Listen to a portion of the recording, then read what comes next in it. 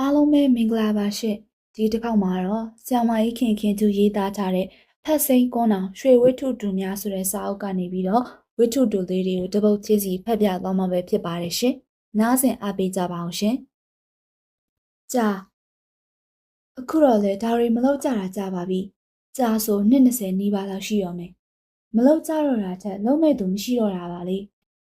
ဒီတုန်းကတော့ရွာတွေကလူတွေကလည်းရှင်းအောင်အမွေအနှစ်တစ်ခုကိုထိမ့်သိမ့်မြင့်လို့ကြသလိုတန်ဖိုးလဲချတယ်။စူးစမ်းပြီးလည်းလှုပ်ဆောင်ခဲ့ကြတယ်။တရွာနဲ့တရွာအနိုင်မခံအရှုံးမပေးလက်ကုံဖွင့်ပြီးရှင်ခဲ့ကြတယ်။ဘုံကြီးပြန်ပွဲတဲ့ဟိတ်ဆိုလို့ကတော့တနယ်လုံးရှိတဲ့ရွာတွေကပြန်ပွဲတစ်ခုဝင်မလို့လာနဲ့ချီပြီးတိုင်းတွေတက်ကြ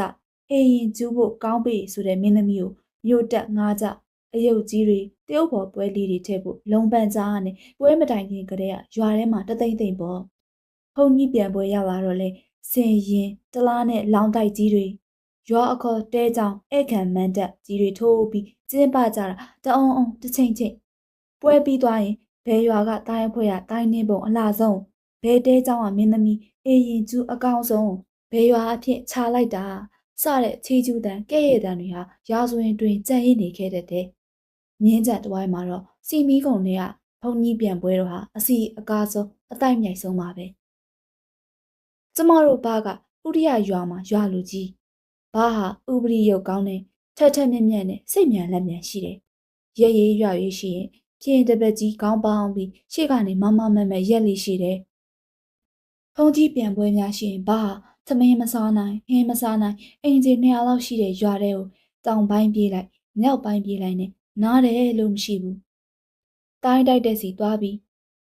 ငွေတောင်းလို့ဒီတခါတော့တို့ရွာတိုင်းမညံ့သေးနဲ့ဟိ။နင်းတို့အခွက်ခင်းကဲဖုန်ကြီးပြန်တော့ကပြက်သားနှဲ့ပုံမလှဘူး။ခဝေးပုံရအောင်ဝိုက်ကြစမ်းပါ။ရိုက်ချက်လဲညီပါစေကွာ။လှုပ်ချင်တာလှုပ်နေတာလေ။တိုင်းနေနေဆိုတာလဲလွဲတာမဟုတ်ဘူး။ဝါ့ကိုပကုံးမော်ထမ်းပြီးအတောင်30ကျော်အမြင့်ရှိတဲ့ပြသက်ကိုတနေ့နဲ့ရိမ့်နေအောင်လှုပ်ရတာ။ခြေတော့ကလည်းတိုင်းကွက်နေလက်ထဲကဒုံးနဲ့လဲထမ်းထားတဲ့ဝါးကိုရိုက်ပါဇက်ကလည်းတိုင်းသချင်းဆိုရသေးတာခွင်တိကွက်တိကျမတို့ရွာတိုင်းဆရာကြီးဦးအေးရတိုင်းမစခင်ရှေ့ရနေပနာမခွန်းချအရင်ဆိုတယ်တကားမနဲ့တပည့်တွေဟာဆရာဖရားရဲ့ကဝိထေကိုတော့မနေနိုင်မချိုင်နိုင်အောင်လွှမ်းကြတာမို့ပြည်ခရိုင်ကျငန်းမှာဓာရက်ကတွေမှန်သမျှရေရတန်ကာတွေပါလွမ်းအဲ့ဒါလို့ဆိုပြီးတိုင်းနေမဲ့အဖွဲ့တွေကယောက်ျားမောင်ဘာသားလေးမြေကား6လို့တထောက်ချီဒူးပေါ်ညီညာမလိုက်ကြစို့ဆိုပြီးဝါးကိုထုံးနဲ့ရိုက်ပြီးတော့ဒူးပေါ်မြောက်တင်ဒူးပေါ်ရောက်တော့တခါပခုံးမော်ထက်တင်ပြီးရင်ထိုင်လျက်ပြတ်သက်ကိုရိမ့်နေတိုင်းအစပထမတွင်အထညီညာထလိုက်ကြစို့ဆိုရင်မတ်တက်ရက်ပြီးခြေနှင်းစတော့တာပဲတိုင်းစာနင်းတာနဲ့ပြတ်သက်ကိုကြိုက်တယ်လို့ကိုတက်တလောက်သကောဝိုင်းရှေ့နောက်အစုံရိမ့်တော့တာပဲခြေတော်ရောလက်ရောပခုံးရောလှုပ်ရှားရတာတော့မသက်သာလာဘူး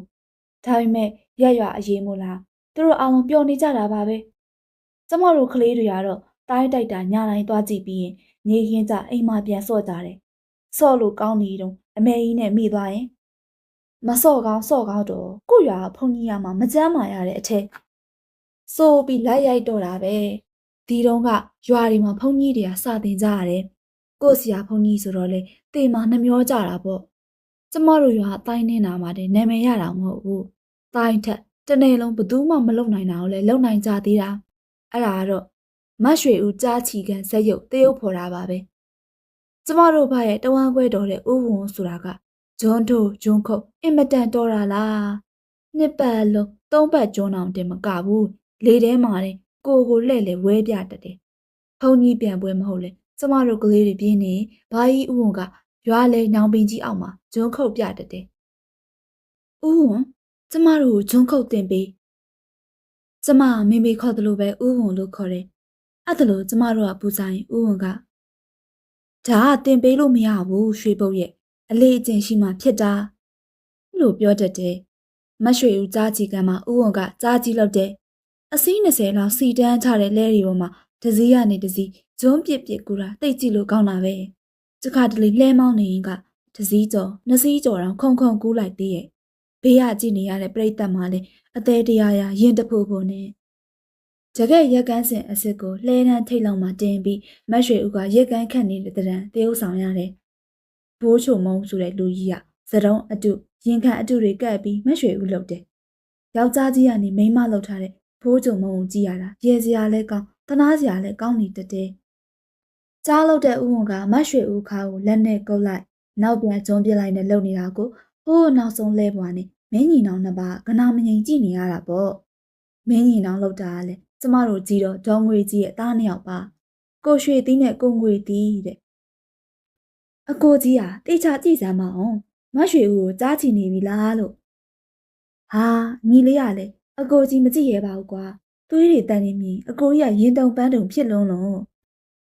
ရင်တုံတာဟုတ်ပါပြီပန်းတုံတာဘာတော့အကိုကြီးက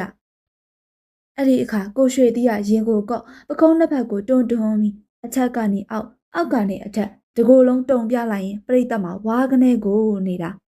မင်းညီနောင်ကလည်းသူ့နေရာနေပြောချင်တာပြောကြားကလည်းမရွှေဦးစီသွားချီပြန်ကြည့်လှုပ်လိုက်ဂျုံပြစ်လိုက်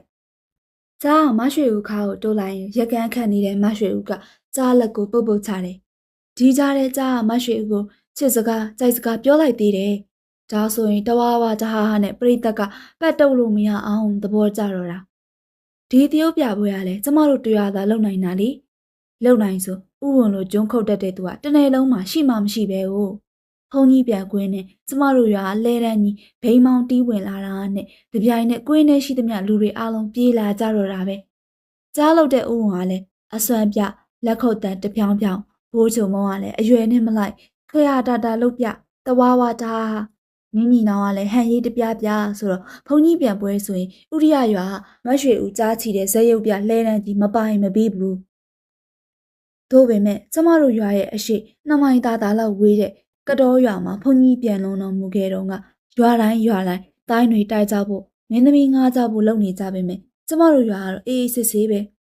ကြားဥဝန်ရှိတယ်ဘိုးချုံမုံရှိတယ်ကြားဝစ်ဆောင်ရှိတယ်ဆိုတော့ဘယ်သောအခါကမှမင်းသမီးကောင်းတက်လက်ငားဖို့စစ်ကူးခဲ့ကြတာမဟုတ်ဘူးသူများရွာတွေကကောင်းပေးဆိုတဲ့ထိတ်တဲမင်းသမီးတွေမြို့တက်ငားကြအယုတ်ကြီးတွေချိုးဖို့ဝါးတွေနီးတွေကောက်ရိုးထုံးတွေစက်ကူတွေဆေးတွေဝယ်ကြစုဆောင်ကြလောက်ကုန်ကြပြီကျမတို့ရွာထုံးစံအကြရွာကန်မင်းသမီးမတ်ပြားကြီးကအေးရင်ကျူးမယ်မင်းသမီးနာမည်ကတော့မမြနူးတဲ့မတ်ပြားကြီးကဆိုင်ဝိုင်းတွေနောက်မှာလိုက်ပြီးတချင်းဆိုနေတဲ့အဆိုတော်မင်းသမီးအတန်းတော့ရတယ်လူရှင်တော်ကလည်းရွာဥပါသားနဲ့ဥလူညင်ဥပါသားဟိုတုန်းကရွှေမန်းတင်မောင်ဇက်ထဲအောင်လိုက်ခဲ့ဘူးတယ်ဆိုပဲဇက်နာပြီးရွာမှာပဲနှဲလေးမှုတ်လိုက်နှီးလေးဖြာလိုက်လုံနေတဲ့သူရွာရဲ့ထုံးစံကိုရွာမှာတော့ကတိုင်းရောမန်းတက်ရောအလဲရှိခဲ့ရင်အဲ့ဒီအတိုင်းပြန်အခြေဆက်ကြရတယ်။ဒါမှမဟုတ်သွားချနဲ့ရတယ်။အခြေဆက်အောင်မှာဆိုတော့ပိုတာအောင်ပိုကောင်းအောင်လုပ်ပေးရမှာလေ။ကြတဲ့မောက်ရှန်လို့အခြေဆက်မှာကြာနေတာပဲ။ဆိုတဲ့စကားတောင်ရှိသေးတယ်မို့လား။ဒီတော့ကျမတို့ရွာကြားကြီးနဲ့ဒီတခါတော်တော်အစွမ်းပြလိုက်မယ်လို့အားခဲထားကြတယ်။ခါတိုင်းလဲအစီး20ကနေအခုလဲအစီး30စွန့်လိုက်တယ်။ဘုံကြီးပြန်ပွဲနေရောက်တော့ဘာမနဲ့ဝီလီဝီလင်းကလေးကရွာကိုရောက်ချလာတယ်။ဘုံကြီးပြန်ပွဲရှိတဲ့ရွာကိုလူကြီးတွေကညအိမ်ညက်နေသွားရတဲ့။ရွာလဲတန်းကြီးဟာရွာရှိပေါက်မှာတန်းစီနေကြတယ်။ဖိုးချုံမုံကြီးဟာပန်းအနီကြီးကိုစရုံးပေးစမြိတ်ခွေမှာထိုးစားပြီးပေါင်တာတွေဖွေးနေအောင်ရိုက်ခါတောင်အင်းကြီးပြန်ထမိန်နဲ့ထိတ်စီလဲပေါ်လွှာကနေခုန်တက်လိုက်တယ်။ဒီတခါရက်ကန်းစင်ကလည်းအပြန်စားဖွားချော့ရဲ့ရက်ကန်းစင်တစ်သားတွင်ပပူးလက်ရပန်းကွက်ပန်းွယ်လေးတွေနဲ့ရှေ့ကအတန်ချဲ့ဆက်လဲရတချင်းတွေတကောကောတကီကီပွင့်နေပြီမင်းညီနောင်နှစ်ပါးကလည်းရောက်လာပြီကုန်းနေတဖုတ်ဖုတ်ဝိုင်းနောက်ဆုံးလှဲပေါ်မှာအခန့်သားရက်လို့ဟော့ကြားဥဝန်ကောဥဝန်မလာသေးဘူးတွားခေါ်ကြပါအောင်တို့ရွာနောက်ကျနေလို့မဖြစ်ဘူးဒီပွဲမှာခင်ကရဦးတန်းအယုတ်ကြီးနဲ့ပြန်ရမှာကြည်ရွာနှစ်ကိုတစိတ်အကနေပြန်ရမှာပြီးတော့တိန်တိုင်ရွာမင်းသမီးတာစီခံကိုငားထားတာကန်တော့မင်းသမီးကမြင်းချံခင်တန်အိမ်ငားထားတာတို့ရွာမပြကြီးပဲတုံးထားတာဆိုတော့မျက်နှာငယ်နေရော့မယ်အညံ့သွားမှခုနေဘိန်းမောင်းတီးဝင်လိုက်ရရင်ဖုံးကြီးပြန်တကွင်းလုံးရှိသမျှလူတွေတို့စီဝိုင်းအောင်လာမှာတရွာလုံးအပြိုင်စောတွေနဲ့တက်ကြွနေကြတာပေါ့လေရွာလုံးကျလှုပ်ရဖြစ်နေပေမဲ့ဥဝန်ကပေါ်မလာသေးဘူးဘာမျက်နှာမှာချွေးတွေစို့လို့မောင်ဝန်ကိုတွားခေါ်ကြစမ်းပါကွ စိတ်မြန်စိတ်ထက်တဲ့ဘဒေါသထွက်တော့ကာလာသားကောင်ကိုစာမိရွာထဲပြေးဝင်သွားတယ်။ကျမကတော့အမေကြီးရဲ့ဘေးမှာထားရင်လဲစီရမအောင်တွေးပြီးပျော်နေမိတာပေါ့။ခဏနေတော့ကိုစာမိခေါင်းငိုင်းဆိုင်ချပြီးချွေးတွေနဲ့ပြန်ရောက်လာတယ်။ဘာလဲ။ဘာတဲ့လဲ။ဘာအငမ်းမရမေးတော့ကိုစာမိကအတန်တုံတုံရီကြီးနဲ့ဥုံဖျားနေတယ်။ဘာအမေကြီးရဲ့ကိုလုံးလေးတောင်တုံသွားတယ်။ကျမလက်ထဲဆုပ်ထားတဲ့ပြောင်းမှုပြုတ်လေးလည်းလွတ်ကျသွားတယ်။လုံးဝမထနိုင်ဘူးဘာကြီးကသူတော်တော်ဖျားနေတာ။ဟာအရေးထဲမှာကွာဆေးလေးပါလေးတောက်ပြီးတနာရီလောက်မှဂျုံမပြစ်နိုင်တော့ဘူးတဲ့လား။စိတ်မြန်လက်မြန်ရှိလာတဲ့ဘာဟာသူကိုယ်တိုင်ရွာထဲလိုက်သွားတယ်။လဲရန်ကြီးပေါ်ကရွာသူရွာသားတွေအားလုံးမျက်စိမျက်နှာပြက်ကုန်ကြပြီ။မကြဘူးဘာဟာစောင်းနဲ့မျက်နှာကြီးနီမြန်းလို့ပြန်လာတယ်။ဘာမပြောညမပြောနဲ့။မောင်းစမ်းလဲတွေအကုန်မောင်းစမ်းဘူးမသိဘာမသိနဲ့လဲတွေအကုန်မောင်းထွက်ခဲ့ကြတယ်။ဘာဒေါသထွက်နေမှန်းသိတော့နွားတွေကိုတွန်းရိုက်တာပေါ့။ကစုံဆိုင်ပြေးနေတဲ့နွားတွေလဲတွေရဲ့နောက်မှာဖုံလုံးကျူရင်တလိမ့်လိမ့်ကြံရိတ်ခဲ့တယ်။ဒီလိုနဲ့ကြားမပါတဲ့မတ်ရွှေဦးကြားချီခံတရုတ်ပြလဲတန်းထုံးကြီးပြန်ကွင်းကိုချီတက်ခဲ့ကြတယ်။ထုံးကြီးပြန်ကွင်းထဲကိုလဲတန်းကြီးဝင်ခဲ့ပြီမဲ့ကြားကြီးမပါတော့ဘိန်းပေါင်းလည်းမတီးမတ်ရွှေဦးလည်းရက်ကမ်းမခန့်မင်းညီနောင်လည်းအတန်တိတ်ပေါ့ဥရိယကကြားကြီးလာပြီဟေ့လူတွေကပါဇက်ကအော်ရင်လှဲရန်ကြီးစီပြေးလာကြတယ်ဒါပေမဲ့ကြားကြီးကိုသူတို့မတွေ့ရဘူးဟင်ကြားကြီးရောရွာလူတွေတုတ်တုတ်မှမလုပ်ရဲကြဘူးဘာလဲဘွားဆင်းလိုက်ပြီးကဲအားလုံးတဲကြောင်လိုက်ခဲ့ကြလဲတွေကိုချွတ်နွားတွေကိုတစ်ပင်ရိပ်မှာချီခဲ့ပြီးနောက်ဘာနောက်ကိုတရွာလုံးလိုက်ခဲ့ကြရတယ်ကြွားချီကန်ကြည့်မဲ့သူတွေလည်းပါဇက်အဟောင်းသားနဲ့ကြံ့ရစ်ခဲ့တယ်ကွင်းလေကအယုတ်ကြီးကတော့ဆေးလိတ်ကြီးခဲပြီးတကွင်းလုံးကိုအပေါ်စီးရကြည့်နေတယ်တိုင်းနင်းနဲ့ပြက်သက်တွေကဒီထဲမှာတနွဲ့နွဲ့လှုပ်လို့ကျမတို့ရွာတဲကြောင်လွှဲရင်ကျန်တဲ့ကြောင်တွေမှာလူတွေကြိတ်ကြိတ်တိုးလို့ကျမတို့ကလည်းအမေကြီးထမိန်ကိုဆွဲပြီး၆တွေ့နေတဲ့ရွာတဲကြောင်တွေဝင်ခဲ့ရတယ်ရွာလူတွေလည်းမျက်နှာလေးတွေဇီးရွက်လောင်နေကြားမပါပဲဘယ်နဲ့လို့မရွှေဦးကလို့ဖြစ်တော့မှာတော့ဥရိယရွာတဲကြောင်တွေကနေအသက်နေစူးစူးညံ့ညံ့တခဲနဲ့ထွက်လာသည်ရွာပရိသတ်ကလည်းဘာခိုင်းတဲ့အလို့လက်ခုပ်တွေတဖြောင်းဖြောင်းမနာတန်တီးရတယ်မပြားကြီးကလည်းပြူတူပြာတာနဲ့ထိတ်လန့်သွားလို့လားမသိဘူးငယ်ငယ်တုန်းကတက်ထားတဲ့ပညာစုံတွေထွက်လာတဲ့စားရလဲတအားတီးတာပေါ့ထုံကြီးပြန်ကွင်းတဲ့လူတွေဟာအတန်တွေထက်လာတဲ့ကျမတို့ရွာတဲကြောင်ပတ်စီပြေးအောင်လာကြတယ်အလူရက်တိုးဝေးပြီးသူ့ထက်ငါခြေပြားထောက်ကြည့်ကြတယောက်ပကုံးပေါ်တယောက်ဆင်ကြည့်ကြနဲ့လူတွေစိတ်ကားလာတော့မှပဲထုံကြီးအလောင်းတော်အစ်စ်ဟာကျမတို့ရွာတဲကြောင်မှာပူဇော်ဖို့အလှည့်ကျလာတယ်ဒီမှာတင်ဘာခွင်လေးတစ်ခုထွင်လိုက်တယ်မင်းသမီးမပြားကြီးအေးရင်ကျူးပြီးငိုချင်းတပုတ်ဆုံးသွားတော့ပြုံးစုဘိုးချုံမုံကြီးကဝင်လိုက်တယ်အဝေးကလေးကငိုတန်ယိုတန်နေကြလို့တပည့်တော်မှစိတ်ထင့်သွားခဲ့တာအမလေးဆရာတော်ဖះရဲ့ဆိုတဲ့အလောင်းတော်ကိုခေါင်းနဲ့တိုက်တိုက်ပြီးငိုတော့တာပဲမိန်းမလိုဝတ်ထားတဲ့ဘိုးချုံမုံကဘုံကြီးပြန်ပွဲတွေ12ပွဲလိုက်နေရတဲ့သူမို့ငိုချင်းတွေလှုပ်ပုံကိုင်ပုံတွေကိုသူကြက်မိတယ်